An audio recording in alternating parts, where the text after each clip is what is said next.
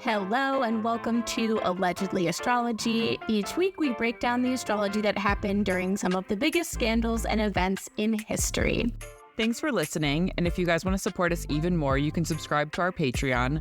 For $5 a month, you get at least 2 extra episodes. You could also leave us a 5-star review and subscribe on whatever podcast platform you listen on. And if you leave us a review on Apple Podcasts or Spotify and DM us a screenshot of that review, we'll make you a custom meme of your big three and send you a quick write-up about it. We also have cool Allegedly Astrology stuff on TeePublic, so go there to check it out. And make sure to follow us on social media. We're Allegedly Astrology on Instagram, Reddit, and TikTok, and Allegedly Astro on Twitter. And you can visit our website, allegedlyastrology.com, to learn more about us and the show, or book a reading with me, Dana, and check out charts and transcripts for select episodes. So, Dana, what are we talking about today? Today we're talking about Sophie Turner and Joe Jonas's divorce. And this topic was requested by Liza and Alexa. And if you want to have a topic covered, email or DM us, and we might cover it. Yes, we love to hear from you guys. And this is the season 6 finale. And we had to go with the Venus retrograde theme that just keeps on giving. And so today we're discussing Joe Jonas and Sophie Turner's divorce after 4 years of marriage and 2 children together. And though Joe and Sophie have largely kept their relationship out of the spotlight for the most part, their relationship is now the center of intense speculation and rumors. So let's learn about the couple and their astrology. So quickly, we'll just go through each one as if you didn't know who they are, but it's good to see like their big threes on their own. So let's start with Joe Jonas. So he's an American singer and actor. He rose to fame as a member of the pop rock band, the Jonas Brothers, alongside Nick, who I love, and Kevin, who's like just there. And they were like these Disney darlings that started off wearing purity rings. Yeah, I forgot about that. Yeah, they were in Camp Rock. And Joe previously dated Demi Lovato and Taylor Swift and inspired a lot of Taylor's songs. So what's his big three? Joe was born on August 15th, 1989 at 9:58 a.m. in Casa Grande, Arizona, and he has a Leo sun, an Aquarius moon, and a Libra rising. So he also has Mercury in domicile and exaltation in Virgo, Venus in fall in Virgo, Mars in Virgo, Jupiter exalted in Cancer. Boy. Yeah. Jupiter exalted in Cancer, and Saturn in domicile in Capricorn.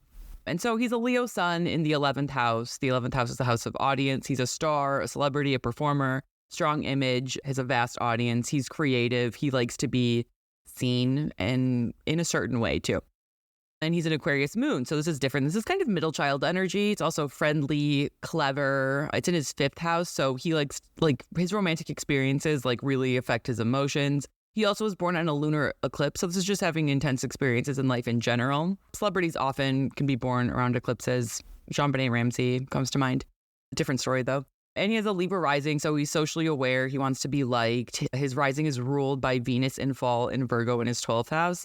So there's a little bit of an underlying shame. With any sort of planet in fall, there's either underlying shame, some sense of desperation. Also just you have to work twice as hard to get people don't want to do favors for you and stuff. So people also feel free to comment on his appearance, which, can get to him, especially as a Leo sun.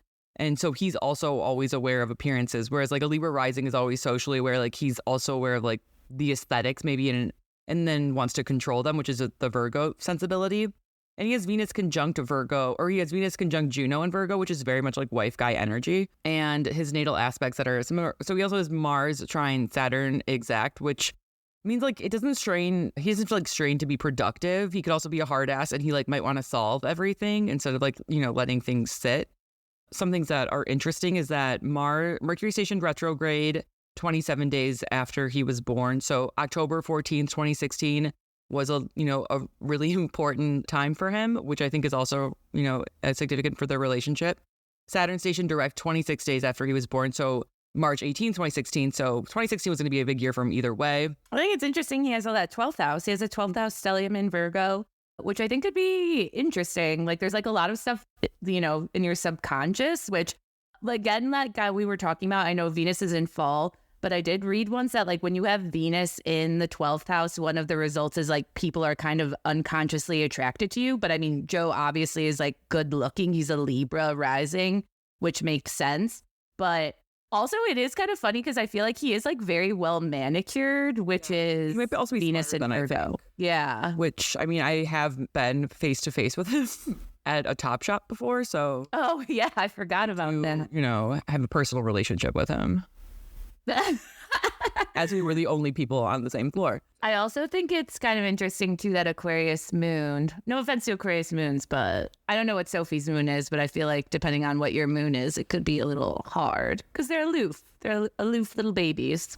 Yeah, they're like friendly. They're hard to know sometimes. Saturn also in the 12th house of his moon, like he can really maybe keep those emotions locked up. And in his natal 4th house, it could be something that like when he's at home alone with himself, like his, you know, it just like sits with him. Mm-hmm. So Interesting. also just being born on a lunar eclipse in Aquarius in general is interesting for a celebrity. Just because Collective. Yeah. Yeah. So he's the middle child. So Aquarius is always sort of fighting for that, you know, the rightful attention. Which is interesting though, because I feel like he's kind of the most popular one. Like Nick also is popular, but it's like I feel like Joe was kind of the lead, felt more like the lead. Yeah, and our Jonas he for Brothers. sure was. And then Nick came out with like Jealous. And it all changed. Such a banger. All right, let's move on to Sophie. Sophie Turner is an English actress, best known for playing the role of Sansa Stark on HBO's Game of Thrones, which earned her a Primetime Emmy Award nomination. She was great in that. She's also been in movies such as the X-Men franchise. So what is her big three? Sophie was born on February 21st, 1996 at 8:10 a.m. in Northampton, England. And she's a Pisces sun, an Aries moon, and an Aries rising, which is the same big three as Rihanna. And I Whoa, at odds with anyone who has this big three. Rihanna energy. I'm just interesting because I've always felt an intense like goodwill towards Sophie, and I've never really been familiar with her acting, or like I mean I don't even like seek her out, but I just like that girl is cool. Like she's just cool. I've seen pictures of her and I've been like, she's got it. She also has Mercury in Aquarius and Venus in Detriment in Aries, both like Rihanna. And she has Mars in Pisces, Jupiter in Fall in Capricorn, and Saturn in Pisces. So her Pisces sun makes her like keyed in. She's powerful, influential, sweet, and also prone to self-sacrifice, especially because it's in her natal 12th house. And it's ruled by Jupiter in Fall in Capricorn. So there's maybe a sense of insecurity here. Like she's had to work for everything she has, which is sort of along the lines of planets in Fall. They both then are ruled by, or they both have like rulership of a planet in Fall, and they both have planets, or both of their risings are ruled by a planet in their 12th house. So they definitely have a familiarity in these sort of similar ways. You know, she hasn't had anything maybe handed to her, even though it might seem like she has. But she could also be the silent winner because Jupiter in the 10th commands reverence. And also working could be an antidote to depression for her. And she has an Aries moon, so she's emotional, passionate, self-validating, and can be quick and cutting. But like the emotions are here and then they're gone. And it's in her first house, so emotions are clear, visible. She's not like, you know, it's like she's letting it all out. And her moon is ruled by Mars and Pisces in her 12th house, which is going to like make those emotions like they can get let out, but they can also get trapped in if they don't get let out. And she's an Aries rising, so she's fun, confident, willing to try new things, active. And I think there's always a sense of innocence with Aries. And then also when we bring Pisces into it, like the last sign and the first sign, there's sort of this, I don't know, just like innocence in a way. I can't explain it. You know, like they've seen everything and are also here for the first time. And her rising is ruled by Mars and Pisces in the 12th house. So there's some degree of suffering and isolation whenever your ruler is in the 12th house. So that's what they both have. She also has Venus opposite Chiron. So Chiron's the wounded healer. Venus is love. So something love in her life was going to hurt her. It's very interesting that she has moon in her first house. Because, yeah, I feel like normally when your moon is in your first house, like everybody knows like the moment you're mad or upset or something, it's very obvious. But I wonder if it's just because she's English that she knows how to like kind of temper that. Yeah, the cultural area. Yeah. Take that into account. Yeah. Venus, but I guess conjunct to South Node in her, in her first house, which I think maybe could really sort of increase that. Like, I mean, I assume other people feel it, but I'm not sure. Like, just sort of like the feeling of goodwill towards her, even if you don't really know her. Yeah. Well, she's definitely cool. I'm into her. I'm into her. Team Sansa. So how did these two meet? Sophie said her and Joe had a bunch of friends in common and they kind of always tried to set them up, but it didn't really work. But that all changed when one day Joe did what many of us do, and that's slide into someone's DMs. So he slid into her DMs and asked her out, and they decided to meet up. Oh, yeah. and her expectations for the date were pretty low. She said her and her friends hated the Jonas Brothers and she thought he was going to be a dick. But when Joe showed up to their date, he showed up alone without security, and she was like, oh, that's like interesting. And they immediately hit it off, which just looking at their charts separately, I feel like I kind of could guess why. And they talked for hours and hours. Yes, and after that first night, Sophie told her brother that despite their 7-year age difference, she knew he was the one. So what's their synastry like? Okay, so they have opposite angles, which means she's an Aries rising and his rising is Libra, opposite. And their midheavens and ICs are in Cancer and Capricorn, opposite. So this is just like opposites are the sign of partners. Like then her rising is his 7th house and vice versa. So this means like there's tension, workable challenge, and growth. There's also you need to compromise. They have other oppositions too, which I'll get to, that enhance that like need to compromise. His Uranus is conjunct her midheaven in Capricorn. So there's this like magnetic attraction and things just sort of happen quickly. And he like changes both her career and social standing, which is what the midheaven is. And his Saturn and Neptune are conjunct her Jupiter in Capricorn, which is also in her 10th house. And so he has an upper hand here because his Saturn is in domicile in Capricorn and her Jupiter is in its fall in Capricorn. So if you're ever doing synastry and like someone has a planet in domicile and someone is, conjunct another person's planet in fall or detriment, that the person with the more dignity in the planet can have like an upper hand. I feel like I don't know that that he changed her career and social standing. I feel like she kind of had a good reputation on her own. She was more in the news. I mean, I didn't really, I don't know. I guess I didn't know did I know who she is? I don't know. I think you did. I mean, everyone knows her from the Game of Thrones, she but changed her career because she stopped working. Oh yeah, that's true. It's not necessarily about like getting her a job. It's right reputation. Just changing her career. Interesting. Which is what I was sort of like, oh, that's interesting. Especially because he has Saturn and Neptune here too. So he again has that upper hand, which can be grounding or like weirdly parental. Like he can maybe be a scold. Jupiter rules her Sun and Mars, which is like her goals and motivation respectively. So his Saturn and Neptune here can influence these parts of herself, right? Saturn restricts, Neptune deceives. Which doesn't mean that it's like his, conscious motivation to like stop her, but it could just be his natural tendency to sort of impose these sort of restrictions or like things that confuse her.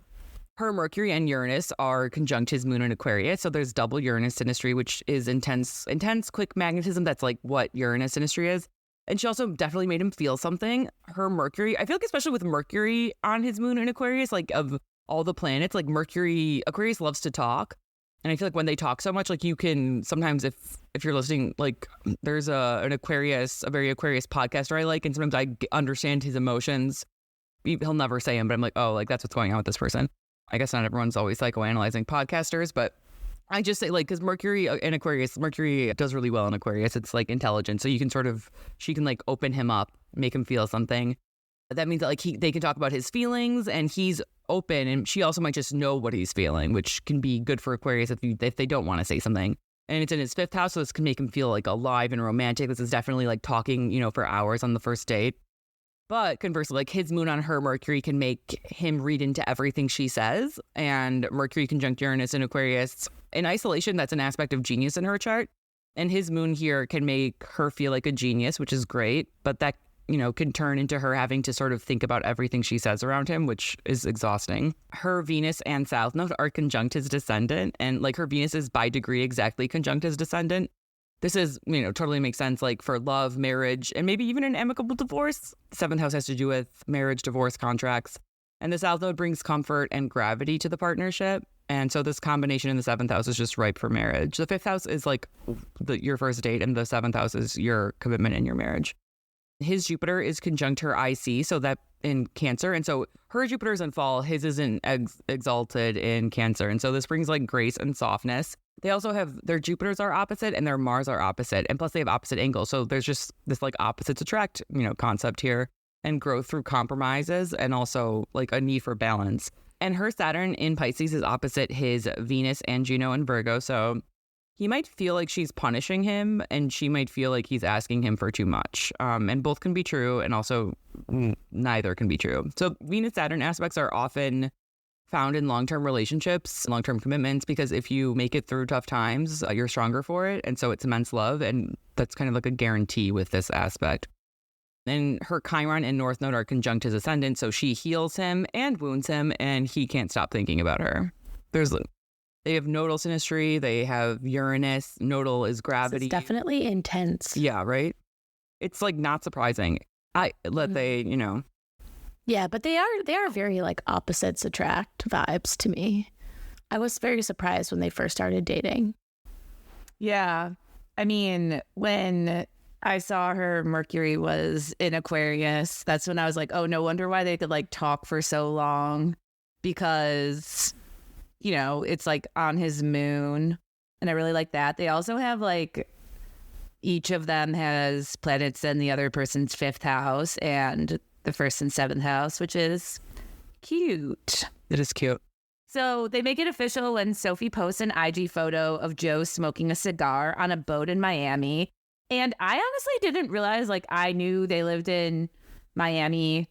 I've had people see them out, but I didn't realize, like, that he just, like, always lived here. Like, I knew they had a house, but I didn't realize, like, he was chilling in Miami since, like, 2016 or whatever. But anyway, they get a dog together and they get engaged after less than a year of dating. And because they're celebrities, they get matching tattoos. And these tattoos happen to be Toy Story inspired.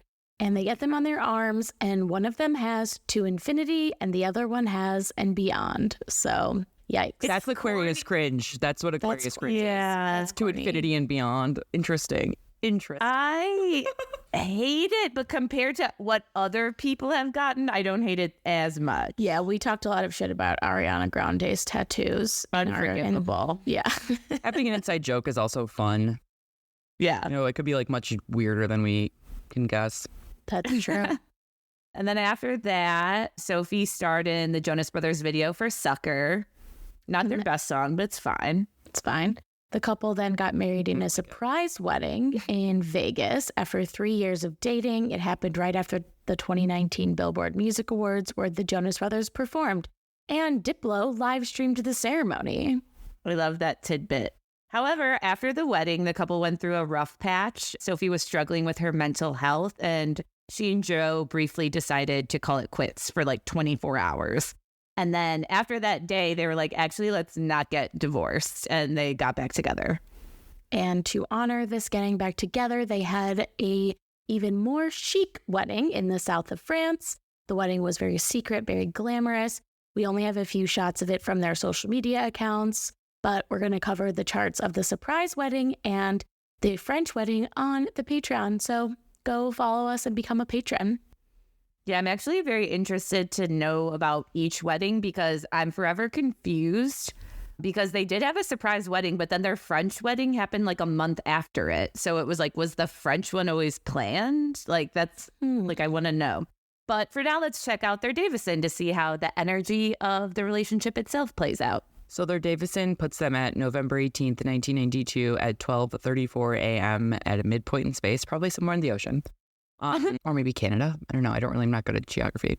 And this chart has a Pisces, a Scorpio sun, a Virgo moon, and a Cancer rising. And the Cancer rising is exactly conjunct Mars in fall in Cancer. So this is interesting because they both are familiar with planets in fall, but this one sort of brings it to the forefront of their relationship. And it's Mars, which means that they want to like tackle things together. My fave, Alice Sparkly Cat, is a really interesting and good article on their website about Mars and Cancer, which I had never pinned as someone who has Mars and Cancer myself, which is like Mars and Cancer just doesn't want to do stuff alone, but also feels like people are like forcing them to do stuff alone. And so this is great for a relationship, right? Because then they can like spearhead things together, but it's also going to be sensitive and it can also include emotional manipulation, especially since it's Mars and Cancer, like exactly conjunct the ascendant trines the sun, which is conjunct Pluto in Scorpio. So these are signs known for emotional manipulation, but also like emotional depth, right? You can't be good at manipulating if you don't understand the depth of the human conscious and you haven't been, through hell and back and that type of stuff. So it's also in the 5th house, which is going to be like, romance, but also fun. Scorpio doesn't get all the credit for being as fun as it really is. So they can also maybe like be like sort of like the experience of like having like a psychic understanding, which is cool and fun. And this chart has the Virgo moon in the 3rd house, which I think can really sort of bring a sternness, but also sort of a practicality to the emotions of it all, and like division of assets, or like just like what do you know, like what needs to be done here. They can maybe break it down in a way. This can be a couple who does that thing that I see on social media sometimes where it's like we have like a business meeting once a week. And it's like maybe that's not always romantic, but like maybe it like, helps, the household get run. Especially since the Virgo moon trines the Venus in Capricorn, which is in the 7th house, which is also cool for a relationship that has both this like emotional intensity as well as like this aspect of practicality and sort of like accomplishing stuff together. And what I also kind of like is that they have, I love Jupiter in Libra. I've talked about it a lot in here, but they have Jupiter in Libra on the IC. So there's like a grace and a real desire to be like to, sort of keep the partnership going, for, I guess, as long as they did. And Jupiter trines Saturn in Aquarius, which is in the 8th house, which Saturn in the 8th house, it could, I wouldn't say it guarantees divorce. I guess it sort of foreshadows the divorce in a way. Because it also can be like a covenant forever, right? Like a blood oath. But with Jupiter trining Saturn, that's nice because the greater benefic is Jupiter, the greater malefic is Saturn. And so it's sort of like this emotional, just like a grace that you give each other. But, until the end, and it ended. So goodbye. Yeah. It's interesting because I feel like, the 1st house is how other people see you. And I do think they like came off as like a very like cute, like lovey-dovey couple, which I like. It's like, one of my like the pictures that sticks in my memory of them is them in a pool. So it's interesting that that's Cancer. Is that right? That's funny. The one that I think of is them at like I think it was like a Knicks game or a Rangers game or something where like she was on the kiss cam and instead of kissing, she just chugged like an entire glass of wine. I love her. And she dabbed. Oh yeah, and then dabbed, and then he like looked like smirkingly, but I could tell he probably yelled at her for it later. Their relationship kind of gives me their relationship actually is giving me like Liam and Miley vibes. Oh, like in terms of him like scolding her for being who she is a little bit. Well, she's also Jupiterian, just like Miley. Oh, he is 7 years older than her. So that's a Venus cycle, which is interesting. Yeah, there's like quite an age difference. I also do think it's interesting too that they have, their chart ruler is in the 3rd house in Virgo, because it is like, it's in the house of like where you communicate. So it could be cool. But yeah, I feel like it's almost like you're very... It's also squared by Mercury in detriment and retrograde in Saturn in the 6th. So if things aren't going well every day, then it's going to be hell. Yeah, that does sound rough. So Joe and Sophie then had 2 kids after they got married. Their first daughter, Willow, was born in 2020. And when Sophie got pregnant again, they kept it more low key. They never even made a statement to confirm the pregnancy, even though, she was like out and about in paparazzi pics looking pretty pregnant. And then they had their second baby girl in 2022 and never announced the name. It's actually interesting that all the Joe bros have only daughters. Oh, I didn't even realize that. Yeah, that's true. I forgot that Nick and his wife had We want no more Joe bros in the world is what this is telling me. Even the Jonas sisters now. The Jonas sisters, the Jonas cousins. For some reason, the youngest Jonas brother, like the one that's not in the band, like for some reason Frankie. was at his house. I forgot about Frankie. Yeah, that was. And he got like really mad at him for something. Right, please. That's a ridiculous question. But I just thought of that because I was like, oh, maybe he could be the one to keep the name going. That would be hilarious. The silent brother. But the reason why they kept Joe and Sophie kept their second daughter, at least more low key, was because they wanted to keep their children's lives private. Sophie at one point said that, her children never asked to be in the spotlight, so they don't want to like go out of their way to like put them in the spotlight. However, she said, if as they get older, maybe when they're 18, if they want to be in the spotlight, then it's up to them. But she doesn't want them to be like Nepo babies, which is why I think she's so cool. So she's like, it's also very 12th house mother, like knowing that if you don't ask for certain things, like not to, impose it upon your child. Yeah. Generally, everything seemed to be going well for the couple. So the news of their split came as a big surprise. Even Dumois said she never heard any rumors about them, and they always have the tea. The pair also displayed no signs that their marriage was on the rocks. I mean, some, again, our TikTok sleuthers noticed some things when they looked back, but, nothing was really seemingly going bad for them. Yeah. So Joe files for divorce and cited it was due to like different lifestyles. People are saying she likes to party, he likes to stay at home, which is kind of like in question, I feel like. But what was going on when he filed in my fair city of Miami?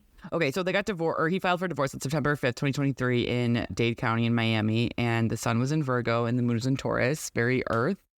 And also, like, let's get this done energy with the sun in Virgo is sort of definitely like filing something, and the moon in Taurus is like, and like money's in question. We're thinking about how to do this in a clean manner.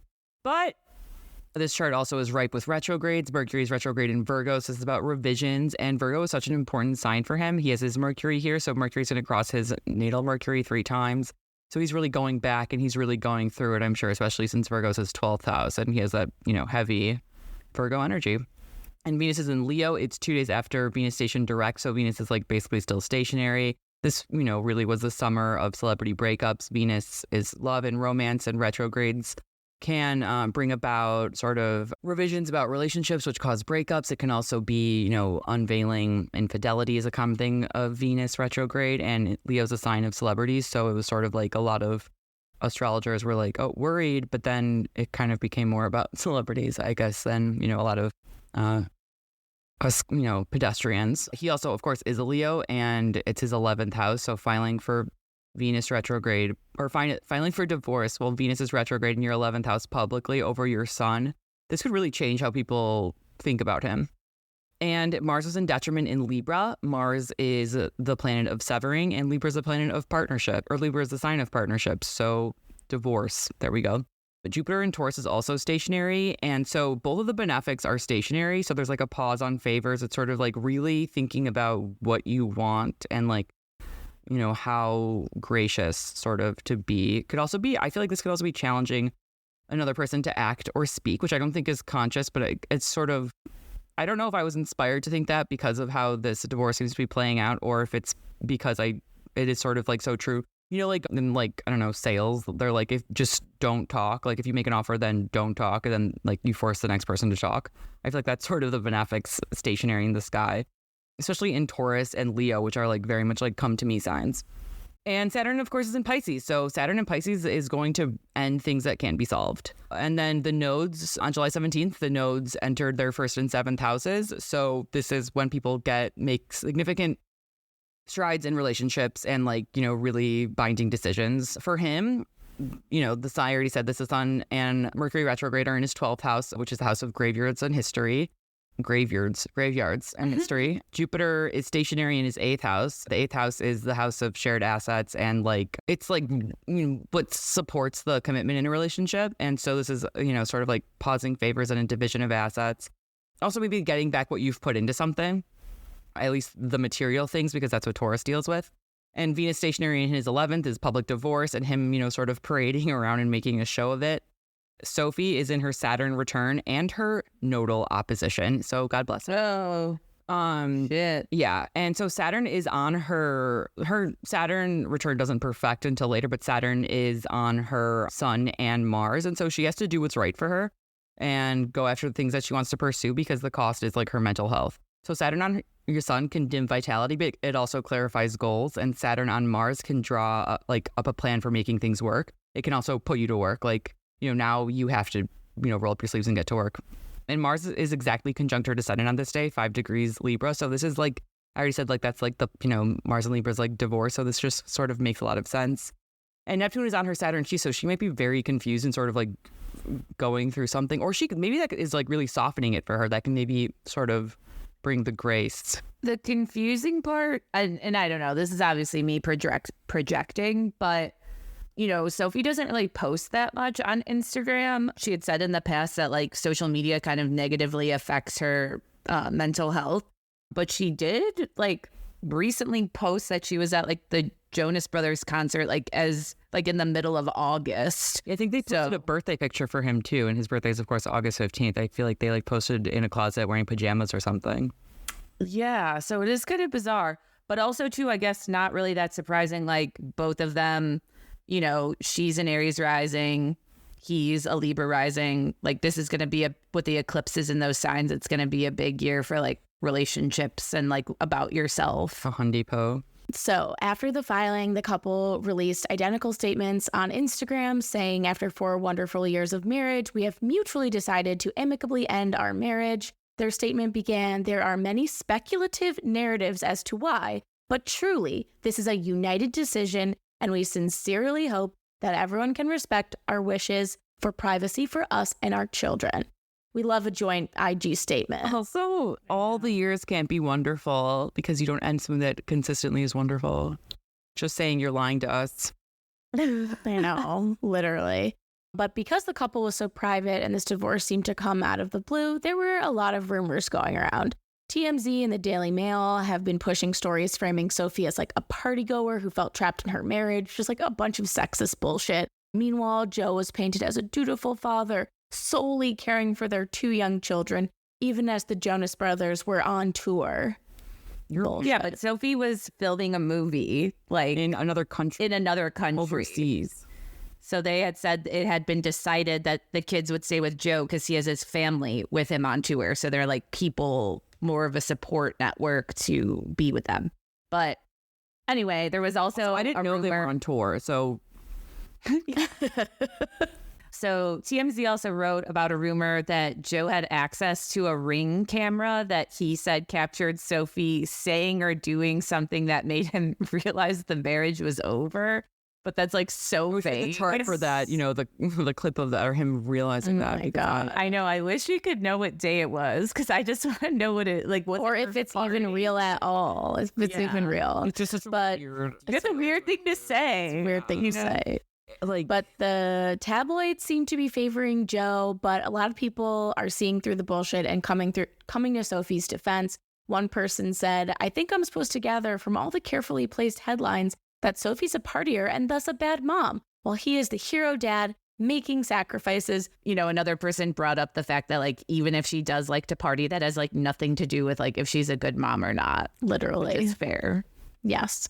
And Sophie's supporters also found an interview that she gave during the pandemic where she said, I'm an introvert. I'm a homebody. If I could stay at home all day, I would. So this is great for me. That is a real She probably shouldn't have said that this whole pandemic thing was great for her, but whatever. I appreciate the honesty. She has so much 12 house placements. She probably needed to be, it was good for her. Yeah.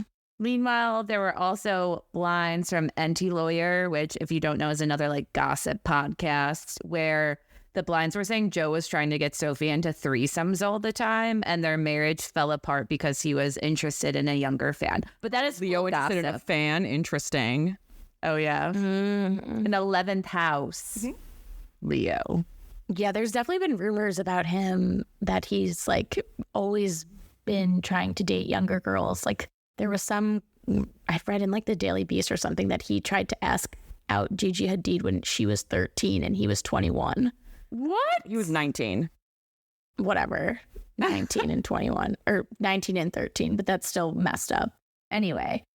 And a PR professional named Molly McPherson, she specializes in crisis management. She evaluated the news headlines about the couple and had this to say, I suspect the person in that union who caused more of the problems will likely be the person who we will see pop up in the press, in paparazzi photos, and other sourced stories. So Joe. Yes. Sorry. And yeah, he's like, having like dinner or lunch with his daughters on a patio where the paparazzi can see him. Never photographed. So literally. Yeah. The kids were never photographed. Of his children. I don't really care much about the age discourse because what's like legal. Yeah, that's true. But like, it's just there's just so much I think it just takes away from all the other weird shit he's doing. Right. It's definitely like a very sexist discourse. He's just like a sexless person to me, like I don't find him to be like, it's just interesting to me that people even find him attractive at all. But wait, didn't he, what's his big three? Didn't he has a lot of significant Virgo placements, right? Yeah, and his Venus in Virgo. What we always talk about, like Virgo being the virgin, those people are obsessed with like purity. And then of course, like the narrative now that's coming out is like Sophie's like not a pure woman. She's not a good mother. Like she's the opposite of pure. And that's this like story that the very seasoned PR people behind the Jonas Brothers are pushing. Yeah, they're clowns. Nothing is more pure than silence, you idiots.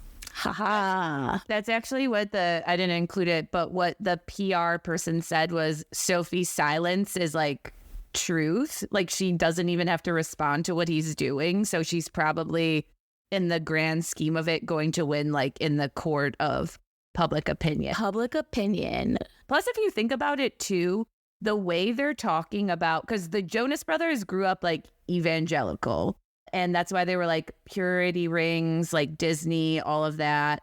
So I think it's very interesting that they're like pushing this narrative that is very like traditional conservative values. Like, oh, look at this mom that's working, that goes out. She's like not taking care of her kids. Like that is very, to me, like an old school way of trying to trash a culture. Especially because I feel like now society, of course, is still like sexist, but like there's just so much more. Like if I hear that story, I'm like, oh my God, like what's that woman going through, right? Because I just think that generally, unless a mother is like really compromised or unable to take care of her children, she wants to be there. Yeah. So it's like, okay, is she okay? I'm not like, oh my God, he's a saint. I'm like, oh, is she okay? Well, there's obviously going to be a lot more to discuss. I assume there will probably be more weird rumors coming out. But Dana, do you have any predictions for Joe and Sophie? Here's what's going on for them. So his progressed moon, I looked at their progressed moon. They both are pretty revealing. So he had a progressed full moon on May 29th, 2020. And so that was when the relationship was going good. That's 22 Pisces. But then he had his disseminating progressed moon on August 10th, 2023, literally right before he filed for divorce at 10 degrees Taurus in his 8th house. And so that is that. Wait, can you like explain a little bit more about what a disseminating moon is?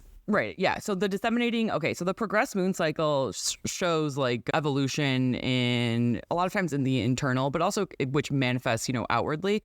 So emotionally, the progressed disseminating moon is like, okay, you have to make a decision, like something has come to fruition. It's reached its peak. And now there's sort of like it's starting to lose light. So are you going to be able to, go through it, or are you changing your mind? And so in his 8th house, that's like, deciding to get divorced. The 7th and 8th house deal with like divorce. He's also in an 11th house Leo year. So that began in August 15th. And so this Venus retrograde is retrograde in his solar return chart, conjunct his progressed midheaven, which is like the action and also the destiny of a chart. And it's conjunct the moon in his solar return chart. So he has a new moon in Leo in his solar return chart, conjunct Venus retrograde. So it's already like relationships, going back on things is going to, like, relationships are up for review for sure, especially since Venus rules his ascendant. So this is like, it's him in his chart. He's, really seeing himself in this relationship. This is affecting his identity. And just, if you have a Venus retrograde in the sign of your perfection, your annual perfection, that's going to be magnified for you, that transit. Also, the eclipses are happening in his 1st and 7th house. So there we go. Like that, these are just things I look at when I'm, assessing, like when I do readings for people. It's like, okay, where are the eclipses? It's in these houses. Like relationships are going to be huge for you right now through January 2025. And the solar return midheaven is in Libra, conjunct his progressed Mercury, which is retrograde. So this is, again, rethinking like what you've committed to and rethinking partnerships in Libra. Plus his solar return ascendant is in Sagittarius, which is his natal 3rd house. So he's thinking about his everyday and like his immediate environment, which is changing.